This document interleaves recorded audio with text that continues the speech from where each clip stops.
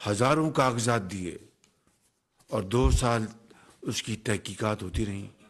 اور نتیجہ آپ کے سامنے ہے کہ اللہ تعالیٰ نے پاکستان کی عزت رکھی اور مجھ خطا کار کی عزت رکھی۔ اب آپ نے دیکھا ڈیلی میل، بغیر کسی تفصیل کے، کیونکہ پچھلے 48-72 گھنٹوں میں یہ بہت ٹیلی ویژن پر اخبارات کی زینت بنا رہا ہے، تو میں تفصیل میں نہیں جاؤں گا، صرف یہ کہنا چاہتا ہوں کہ عمران نیازی اور اس کے حواریوں نے، جس میں کیا نام تھا، شہزاد اکبر صاحب اور دوسرے لوگ شامل تھے، کتنی یعنی ایک ہارٹ لیس اپروچ تھی ان کی۔ یہ نہیں سوچا انہوں نے کہ اس طرح پاکستان، ان کی تو بدنامی ہوگی، شہباز شریف کی، شریف خاندان کی، نواز شریف کی، لیکن پاکستان کی جو بدنامی اس میں پنہاں تھی، ان کو علم تھا اس کا، لیکن وہ ایک پتھر دل کی طرح وہ اس سوچ کے حامل تھے کہ پاکستان کو خدا نخواستہ نقصان پہنچتا ہے، کوئی بات نہیں، یہ شریف خاندان کو پوری طرح دنیا میں رسوا کرو۔ اور مقصد اس کا کیا تھا کہ ڈیفڈ، جو کہ برطانیہ کا ادارہ ہے، جس نے 2008 سے لے کے 2018 تک کو 600 ملین پاؤنڈ جو پاکستان میں اس کی جو زیادہ رقوم وہ پنجاب میں آئی تھیں،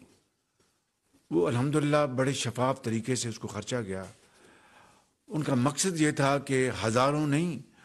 لاکھوں پاؤنڈ یہ اپنا شہباز شریف کے بچے لے گئے اور اس کو پھر لانڈر کیا۔ یہ آرٹیکل کا حصہ ہے، اور پھر اسی آرٹیکل میں یہ لکھا تھا کہ شہزاد اکبر نے ان کو پاکستان کی جیلوں کی سیر کرائی، اس کو ڈیوڈ روز کو، اور اس کو ملوایا جن لوگوں کو بیچاروں کو گرفتار کیا ہوا تھا،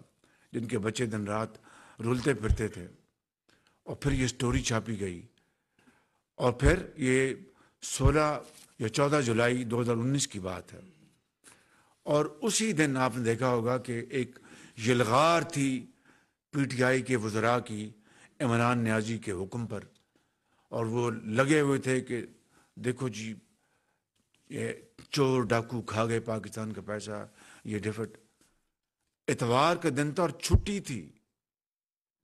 ڈیفٹ جو برطانیہ کا سرکاری ادارہ ہے، برطانوی حکومت نے وضاحت دی اسی دن کہ یہ بات غلط ہے، ایسی کوئی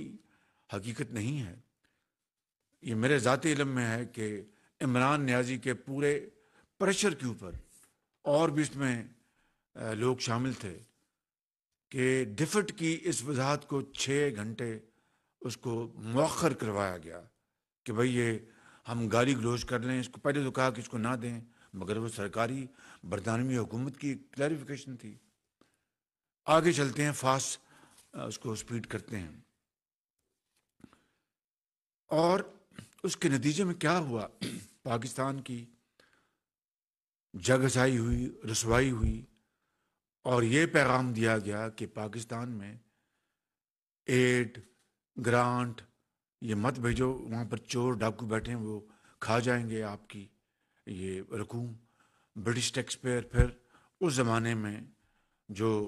برٹش ہوم سیکرٹری تھی پریٹی پٹیل، ان کا اسی آرٹیکل میں ڈیوڈ روز نے ان کا اسٹیٹمنٹ لیا ہوا ہے۔